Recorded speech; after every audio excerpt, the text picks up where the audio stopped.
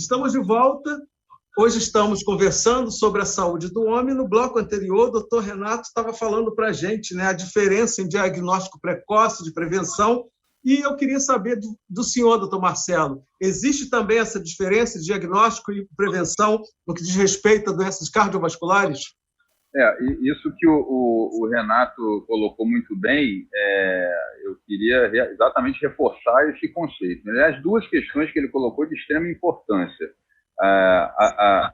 Começando pela segunda que ele comentou, né? Para você saber o seu PSA, para você acompanhar e determinar a necessidade de ir no urologista, você não precisa ter um urologista, você pode ter um clínico, você pode ter um médico de família e tudo mais. Isso é fundamental porque isso também se aplica à cardiologia. Você não precisa ter cardiologista para tratar uma hipertensão arterial, para orientar adequadamente uma dieta saudável, uma atividade física. Você não precisa ter cardiologista para promover a prevenção cardiovascular. Muito pelo contrário, né? Se a gente pensar isso como uma questão de atenção básica e ampliar o acesso da população à saúde básica através da ampliação dos programas de saúde da família, por exemplo, a gente vai certamente modificar essa história. Então, não se pode ter a ideia de que só o cardiologista faz isso, só o cardiologista previne, só o cardiologista sabe orientar. O médico de família, o clínico geral, também pode ter essa função. Isso, o Renato colocou, foi importantíssimo. E outra coisa, em relação mais diretamente à sua pergunta, assim, diagnóstico precoce e prevenção. De fato, nas doenças cardiovasculares, a gente tem uma coisa dividida. As duas situações, elas se impõem, né?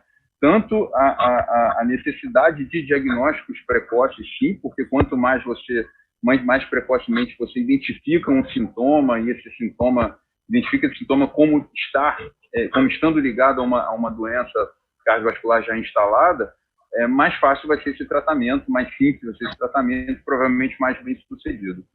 Mas na área de doenças cardiovasculares, a prevenção em si, ou seja, a mudança de comportamento, como o próprio Renato também colocou, e eu reforço isso, é de fundamental importância. Muda sim a história, né? Diferente do câncer de próstata, você não vai orientar um comportamento que vai necessariamente diminuir o seu risco de ter o câncer.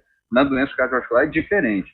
Tanto que a partir dos 20 anos, a Sociedade Brasileira de Cardiologia já recomenda que os homens, as pessoas, né, e principalmente os homens, porque a doença incide mais precocemente nos homens, já busquem orientação em relação à vida saudável, busquem orientação em relação à prevenção cardiovascular, porque se a doença vai se manifestar aos 45, 50 anos, ela começa, o seu organismo começa a adoecer 10, 20, 30 anos antes. Então, o comportamento é importante para você não ter doença lá na frente.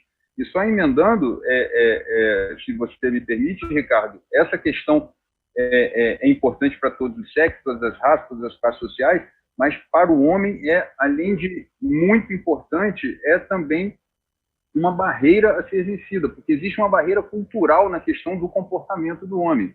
O homem é ainda o machão, aquele que não adoece, aquele que não precisa se cuidar do seu corpo, a alimentação saudável não é coisa de homem, é coisa de... Então, existe uma questão cultural, existe um preconceito por trás da visão que o homem tem do que é se cuidar, e principalmente na idade mais jovem, né, ali nos seus 20, 25 anos, 30 anos, que precisa ser vencida. E, mais uma vez, eu reforço, precisa ser vencida com informação. Essa informação precisa chegar.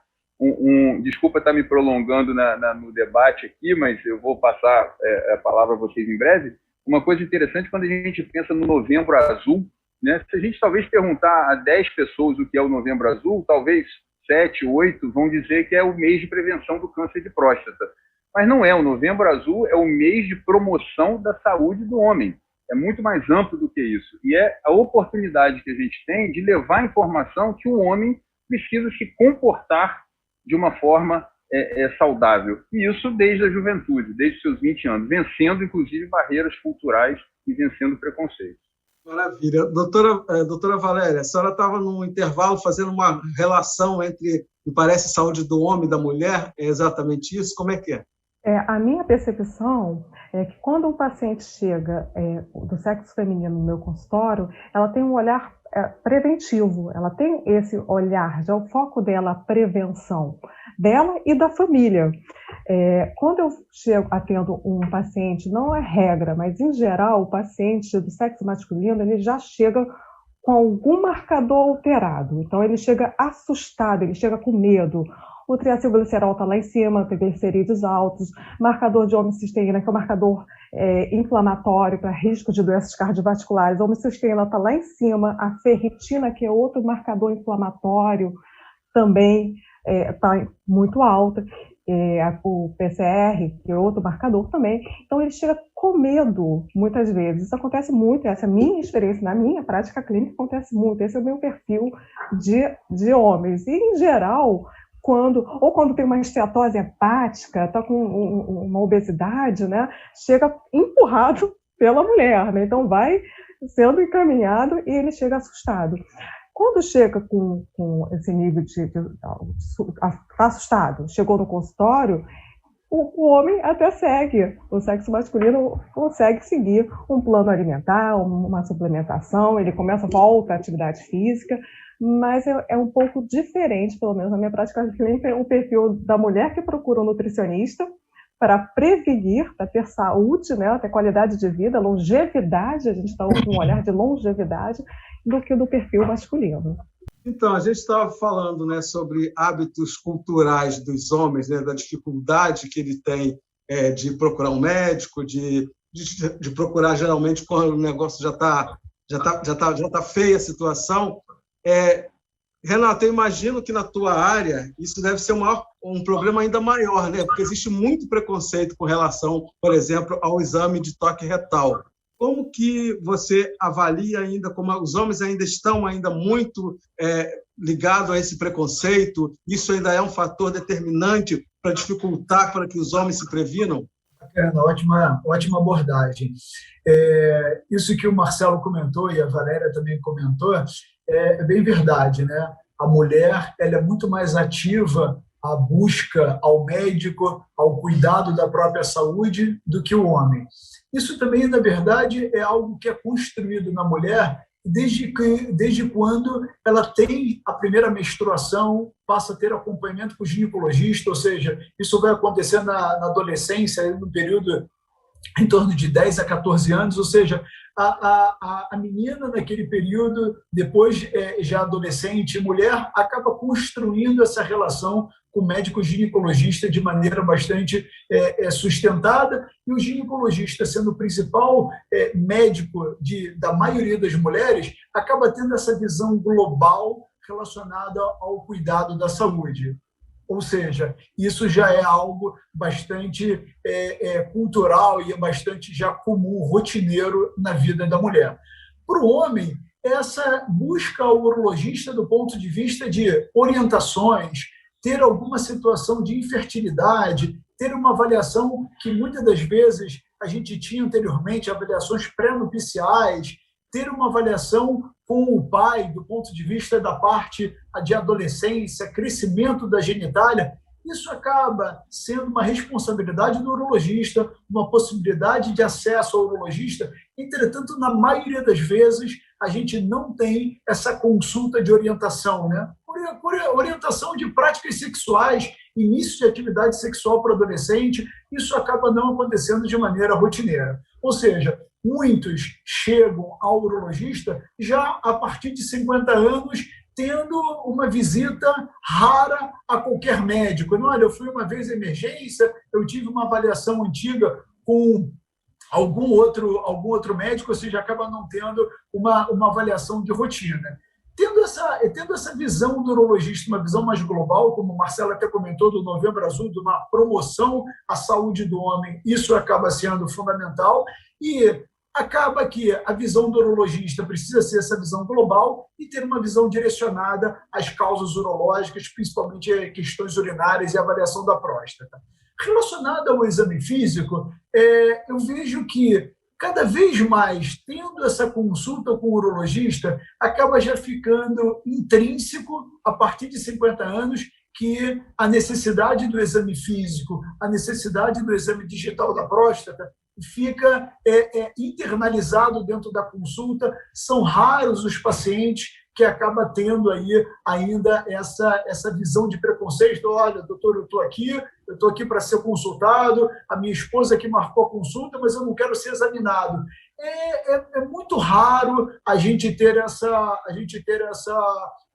esse tipo de discurso do paciente. Eu acho que isso está cada vez mais ativo, essa visão global. E uma questão que é importante, na minha prática, e a prática do urologista, eu não faço o toque retal sendo aí o ponto central da consulta. Eu faço a história clínica, a anamnese, o exame físico, tendo toque retal, isso dentro de uma naturalidade da consulta. Eu não faço agora, olha, agora a gente vai ter o toque retal, atenção, cuidado. Ou seja, eu faço isso de maneira natural, justamente até mesmo para não chamar atenção. Eu faço numa posição que o doente o tempo todo me vê, a gente pode fazer numa posição que o doente fica de costas para a gente. Isso daí é preferência médica, técnica. Acho que é a posição onde o doente automaticamente me vê o tempo todo, fica um pouco mais seguro, não tem aquela situação de surpresa. E eu comento com o doente, antes de fazer o exame, comento a abordagem do ponto de vista do exame físico e o quanto é fundamental o exame físico. A maioria dos tumores está na parte periférica da glândula, 95% está na parte periférica da glândula, onde o toque retal é um dos fatores importantes na avaliação de toda a saúde da próstata, né? Dos exames básicos do urologista, a partir de 50 anos, são 3. Toque retal, um exame simples de urina e o PSA. E outros exames complementares. Os outros exames complementares estão relacionados à saúde do homem e uma outra avaliação complementar do ponto de vista urológico, ou seja, o toque retal, para essa avaliação do ponto de vista da próstata, ele não deve ser evitado, é algo que, do ponto de vista de rotina, deve ser feito, no mínimo, anual, junto com os outros exames. Então, você tocou num ponto importante. Você diria que seria ideal que os homens frequentassem o urologista a partir também da adolescência, assim como as mulheres? A resposta é sim. Renato, ele precisa vir ao urologista de maneira anual a partir da adolescência? A resposta é que não obrigatoriamente. A partir de 45 anos para negros ou com história familiar positiva, seria importante ter essa visita ao urologista, ou a partir de 50 anos. Na adolescência, eu falaria que seria importante para orientações do ponto de vista de doença sexualmente transmissível, questões do ponto de vista de orientações relacionadas à parte sexual, práticas de modo geral da parte sexual, ter orientação do ponto de vista relacionado ao uso de preservativo, questões do ponto de vista de infertilidade, avaliação da genitália para que a gente possa avaliar critérios de Turner, critérios específicos de crescimento relacionado à parte genital. Se tiver história familiar, se tiver história genética, para alguns casos, do ponto de vista específico, do ponto de vista da parte de urologia, precisa ter alguns cuidados específicos.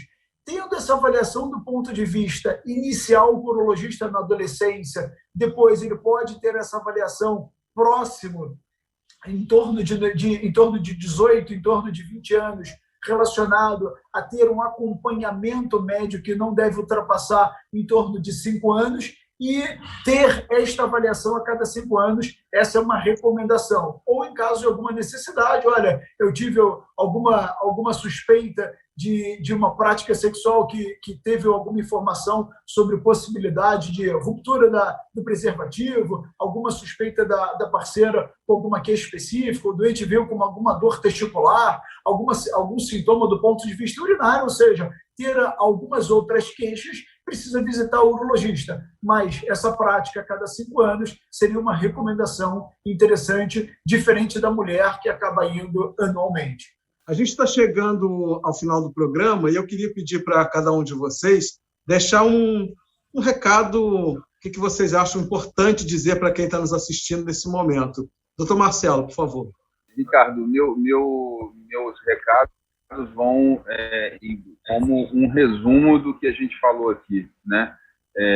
O homem, a saúde do homem é uma visão ampla, né, que vai desde prevenção de doenças cardiovasculares, visão em relação ao seu amadurecimento sexual, doenças sexualmente transmissíveis e, no futuro, câncer de próstata, doenças do aparelho digestivo. Uma coisa muito importante que a gente for que o comportamento do homem também, cultural, também leva ao homem ser mais disposto à morte violenta. Isso é uma questão cultural e comportamental também do homem. Então, eu acho que o recado aqui o homem tem que se comportar de uma forma preventiva desde a sua juventude. Ele tem que entender e vencer barreiras culturais que o levem a pensar que a saúde dele está em segundo plano, que em primeiro lugar é a masculinidade, é a visão de masculinidade, o comportamento violento, aquela história de ser o machão, e cultivar a gentileza é algo que é muito importante a gente entender, que o homem ele é para ser gentil, tão gentil quanto as mulheres naturalmente são, porque isso é todo um comportamental que vai, ao longo da vida do homem, ao longo da sua juventude, construir um homem saudável no seu envelhecimento, no seu amadurecimento. Então, desde o início, buscar ter essa visão de que o seu comportamento deve ser condizente com um envelhecimento saudável em todos os aspectos amplos da saúde masculina. Complementando o Dr. Marcelo, né, dentro do olhar da saúde global do homem, envolvendo o comportamento alimentar. Então, como nutricionista, né, o alimento é a minha maior ferramenta de trabalho, né? Então, o recado é que busque uma alimentação cada vez mais integral, com perfil vegetal, com consumo de antioxidantes, com fontes de vitamina C, vitamina A, vitamina E, com flavonoides, né, com licopenos, que vem aí para prevenir, com todos os nutrientes, macronutrientes necessários para essa prevenção. Diz para a gente alguns elementos que tem esses nutrientes que a senhora acabou de falar. Vitamina C. Não, vamos começar pelo licopeno, que ele é interessante na questão da prevenção do câncer, né, em específico câncer de próstata, né, a gente pode ter aí molho de tomate, no tomate, na manga, na melancia, na manga não, na melancia, né, a gente tem ele é da família dos carotenoides, e a gente tem uma maior quantidade de carotenoide quando o alimento é aquecido. Então, se a gente olhar assim, ele é antioxidante, poderoso antioxidante, então eu vou ter no molho de tomate caseiro. Então, ter o molho de tomate caseiro congelado é fácil, congelo o molho de tomate, eu tenho fonte de licopeno e vem atuando na prevenção.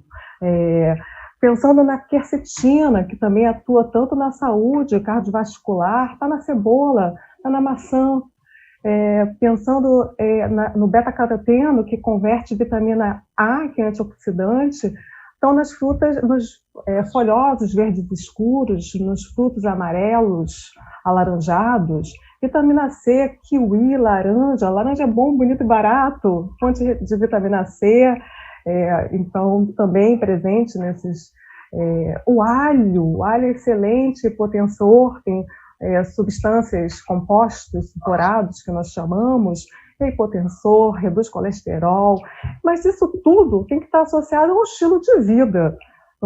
Tem que ter alimentação equilibrada, eu gosto de falar que é uma alimentação equilibrada, com todos esses compostos bioativos, com fitoterápicos, como também as práticas de atividade física regular, a frequência, né, olhando toda essa prevenção que foi muito bem falada aqui pelo Dr. Marcelo, pelo Dr. Renato.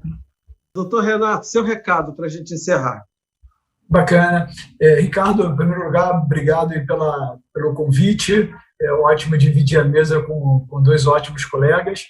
E, assim, sobre a questão da prevenção, acho que complementando o que o Marcelo e a Valéria já comentaram, algumas situações são importantes, né? Se a gente tem na unidade familiar toda essa expectativa do ponto de vista da prevenção, isso é algo que é construído e que é automaticamente capilarizado dentro de casa, né? Isso acaba sendo interessante, né? A gente vendo os pais tendo essa visão do ponto de vista preventivo, e essa visão do ponto de vista preventivo macro, como a Valéria comentou, do ponto de vista de atividade física, do ponto de vista de alimentação é importante, e também do ponto de vista de ter o cuidado, a busca ativa de médicos que possam fazer esse acompanhamento de maneira periódica, né? Automaticamente, aquela criança nascendo dentro desse berço vai seguir os passos dos pais e ter esse cuidado do ponto de vista alimentar, ter a boa prática de atividade física, sendo isso natural e sendo isso constituído já aí dentro de uma rotina relacionada à parte familiar, e complementar aí a questão do ponto de vista relacionado a cuidados médicos, a cuidados de exames complementares, de ter toda uma rotina e segmento com médicos específicos. Acho que isso acaba sendo bastante interessante. Muito, muito bacana o Marcelo comentar sobre esse cuidado do ponto de vista de gentileza, de educação, de ter essa visão macro relacionado a toda a saúde do homem, e que isso faz com que evite uma das causas mais importantes, que são as questões relacionadas a doenças traumáticas e eventos não só ligados aí a desfechos clínicos, oncológicos, cardiovasculares, mas desfechos que acabam tendo aí uma abreviação de vidas muito precoces e, na maioria das vezes, em uma população jovem, né? Eu queria agradecer imensamente a presença de vocês. Muito obrigado pela contribuição que vocês puderam trazer hoje, que eu acho que foi de grande importância. Estou muito feliz com a participação de vocês aqui. Eu que agradeço essa oportunidade. Eu também agradeço, foi um prazer participar desse programa. Obrigado pelo convite de estar aqui participando com vocês. E para você que está em casa, muito obrigado pela companhia e até o próximo encontro. Eu te espero.